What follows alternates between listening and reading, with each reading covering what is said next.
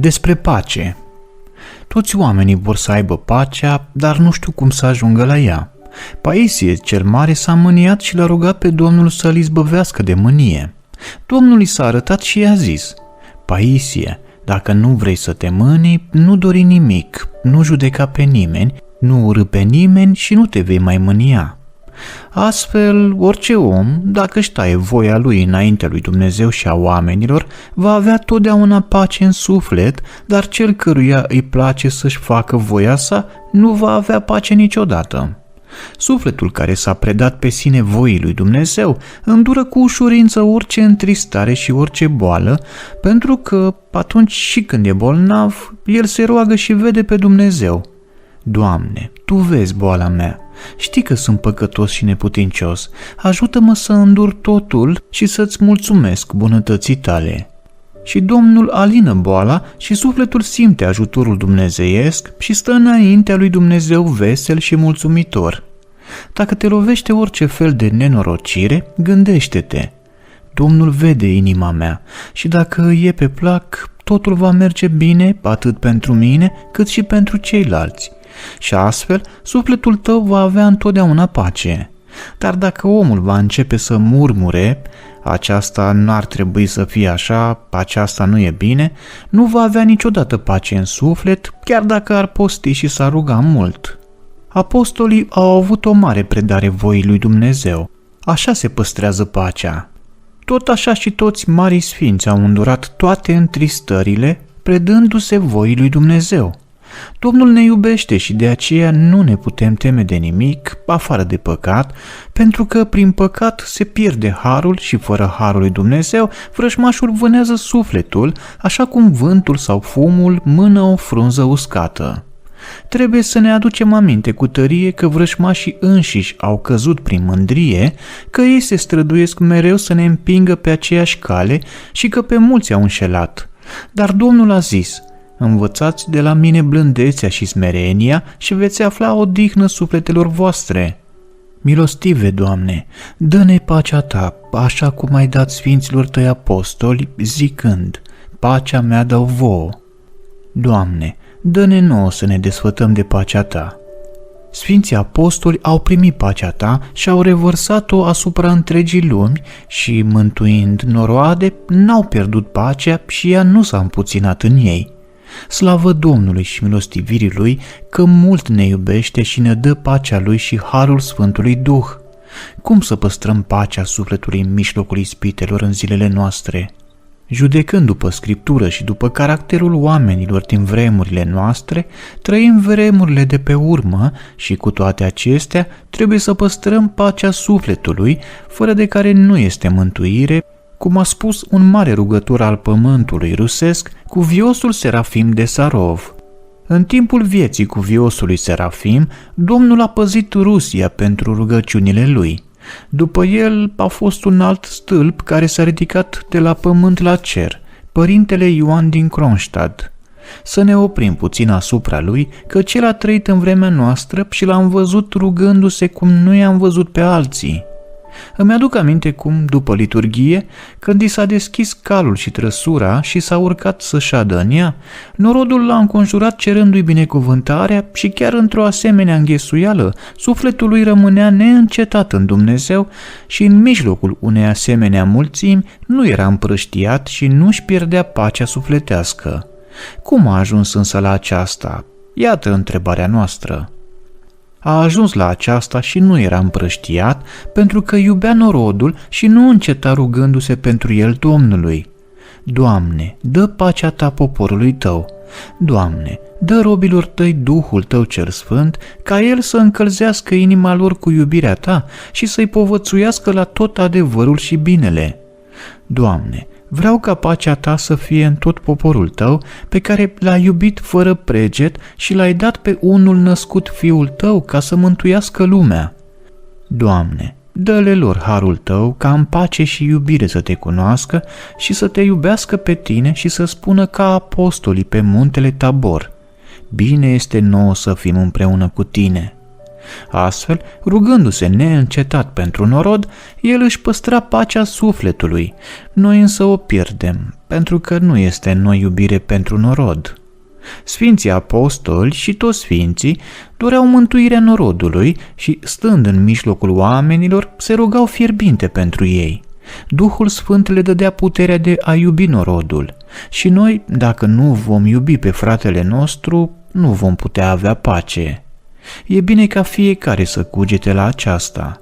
Slavă Domnului că nu ne-a lăsat orfani, ci ne-a dat pe pământ pe Duhul Sfânt. Duhul Sfânt învață sufletul o negrăită iubire pentru norod și milă pentru toți cei rătăciți.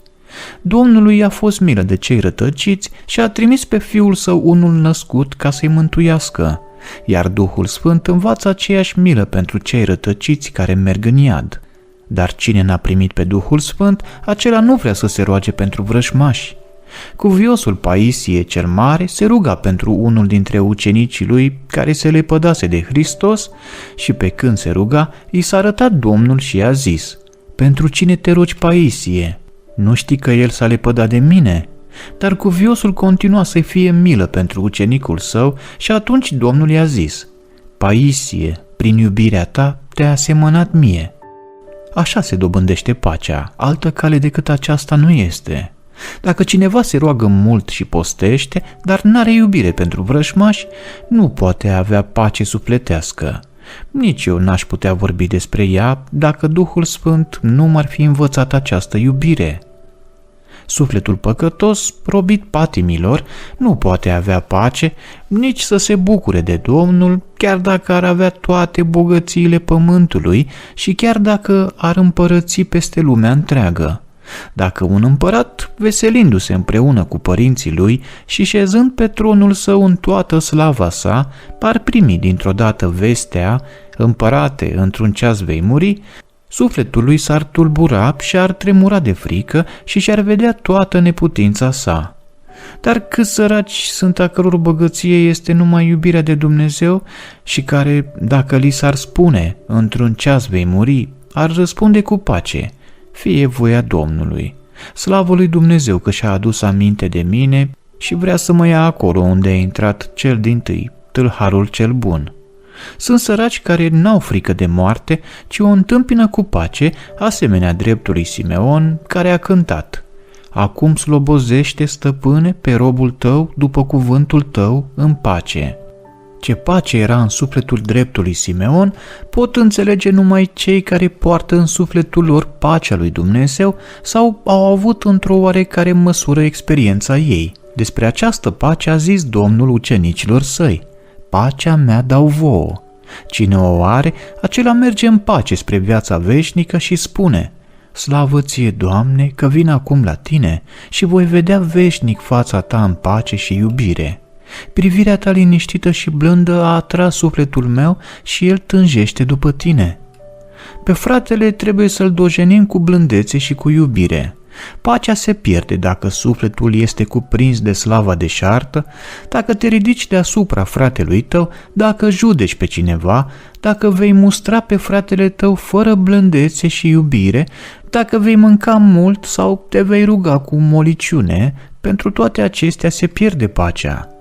Dacă ne facem obicei să ne rugăm din toată inima pentru vrăjmași și să iubim, pacea va rămâne totdeauna în sufletele noastre.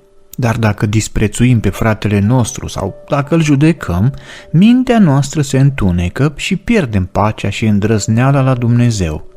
Sufletul nu poate avea pace dacă nu va cugeta la legea lui Dumnezeu ziua și noaptea, căci această lege e scrisă de Duhul Sfânt. Dar din Scriptură, Duhul Sfânt trece în suflet și sufletul simte în el o dulceață plăcută și nu mai vrea să iubească cele pământești, pentru că iubirea celor pământești pustiește sufletul și atunci el cade în urât și nepăsare și nu mai vrea să se roage lui Dumnezeu. Vrăjmașul însă, văzând că sufletul nu mai e în Dumnezeu, îl zdruncină și îi seamănă liber în minte ce vrea el, gonește sufletul de la un gând la altul și astfel acesta își pierde toată ziua în această neurânduială și nu poate vedea curat pe Domnul. Cine poartă întru sine pacea Duhului Sfânt, acela revarsă această pace asupra celorlalți, și cine poartă întru sine Duhul răului, acela revarsă acest râu și asupra celorlalți.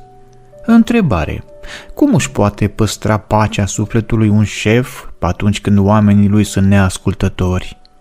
E un lucru anevoios și foarte trist pentru un șef dacă oamenii lui nu-l ascultă, dar pentru a-și păstra pacea, el trebuie să-și aducă aminte că, chiar dacă oamenii lui sunt neascultători, totuși Domnul îi iubește și a murit în chinuri pentru mântuirea lor. De aceea, el trebuie să se roage din inimă pentru ei și atunci Domnul va da celui ce se roagă rugăciune și el va cunoaște din experiență cum mintea care se roagă are îndrăznire către Dumnezeu și iubire. Și chiar dacă ești un om păcătos, Domnul îți va da să guști roadele rugăciunii, iar dacă îți vei face obicei să te rogi așa pentru subordonați, atunci în sufletul tău va fi mare pace și iubire. Întrebare: cum își poate păstra pacea sufletului un subordonat atunci când șeful lui e un om arțăgos și rău? Omul arțăgos îndură el însuși un mare chin de la Duhul cel rău. El îndură acest chin din pricina mândriei lui. Subordonatul, oricine ar fi, trebuie să știe aceasta și să se roage pentru sufletul chinuit al șefului său și atunci Domnul, văzând răbdarea lui, îi va da subordonatului iertarea păcatelor și rugăciunea neîncetată. E mare lucru în fața lui Dumnezeu să te rogi pentru cei ce te ocărăsc și te mâhnesc. Pentru aceasta Domnul îți va da harul lui și vei cunoaște pe Domnul prin Duhul Sfânt și atunci vei îndura cu bucurie toate întristările pentru el și Domnul îți va da să iubești lumea întreagă și vei dori fierbinte binele pentru toți oamenii și te vei ruga pentru toți ca pentru sufletul tău. Domnul a poruncit: iubiți pe vrăjmași, și cine iubește pe vrăjmași se aseamănă Domnului. Dar a iubi pe vrăjmași e cu putință numai prin harul Duhului Sfânt și de aceea, de îndată ce te supără cineva, roagă-te lui Dumnezeu pentru el și atunci vei păstra în sufletul tău pacea și harul lui Dumnezeu. Dacă însă vei murmura împotriva șefului tău și îl vei înjura, vei ajunge tu însuți arțăgos ca și el și se va împlini pentru tine cuvântul prorocului David: cu cel ales, ales vei fi și cu cel îndărătnic te vei îndărătnici. Astfel, e greu pentru un începător să-și păstreze pacea dacă starețul său are un caracter urât. A trăi cu un astfel de stareț este o mare cruce pentru un începător. El trebuie să ajungă să se roage pentru stareț și atunci își va păstra pacea sufletească și trupească. Dar dacă ești șef și trebuie să judeci pe cineva pentru faptele lui rele, roagă-te ca Domnul să-ți dea o inimă milostivă pe care o iubește Domnul și atunci îl vei judeca cu dreptate. Dar dacă vei judeca numai după fapte, atunci vei greși și nu vei plăcea Domnului.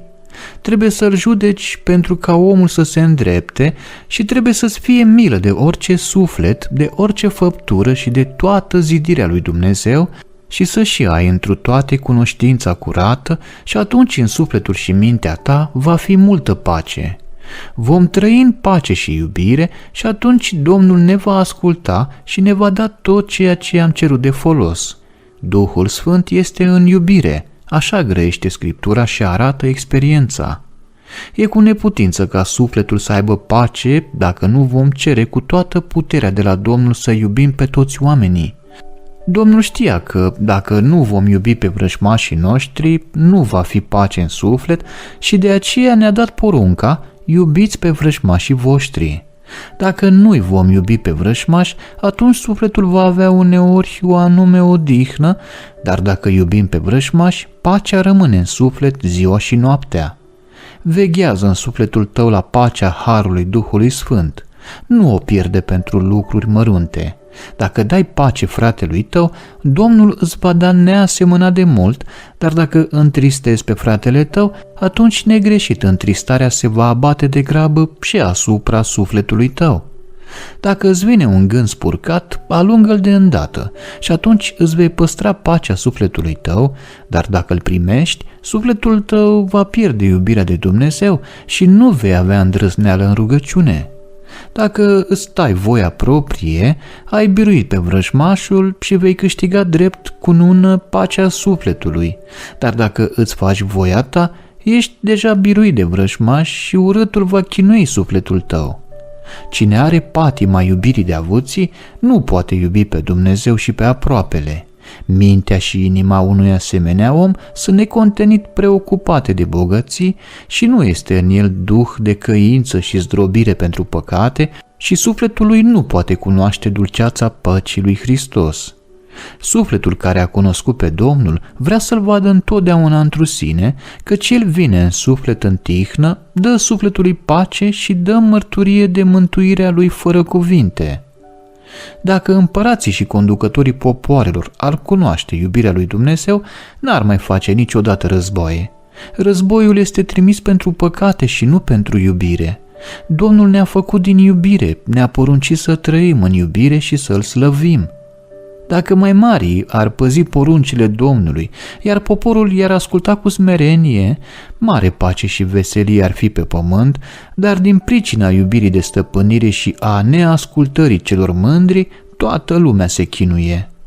Mă rog ție, milostive Doamne, dă întregului norod, de la Adam și până la sfârșitul veacurilor, să te cunoască că ești bun și milostiv, ca toate noroadele să se desfete de pacea ta și să vadă toate lumina feței tale. Privirea ta e liniștită și blândă și ea atrage sufletul.